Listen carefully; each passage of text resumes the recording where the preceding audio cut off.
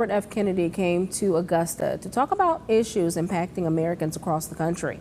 Bria Smith has more from his rally this afternoon. 57% of Americans can put their hands on $1,000 if they have an emergency. And if you are part of that group, more than half the people in our country, if the gas light comes on in your car, it's the apocalypse. Many people filled the room at the Marriott Convention Center to listen to what presidential candidate Robert F. Kennedy Jr.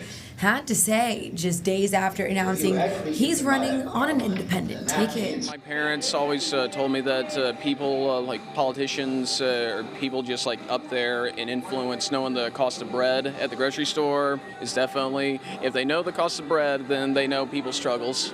Pat Larman tells News Channel 6 she came to hear more about how Kennedy plans to help Americans in need. We are lacking in so many areas, and we've had no help for the last few years from the White House.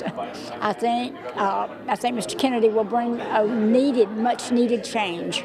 Kennedy spoke about issues impacting people daily, like inflation, and attendees believe he could be taking a step in the right direction. The politicians out there that really care about the people, you can count on just one hand, and I would definitely add his name to the list, and someone who would like really support the people in terms of things he wants to do. Him talking about homelessness, like mental illness too, and like how much money we're spending and how much money is going to a bunch of other places and companies instead of helping the American people and the families.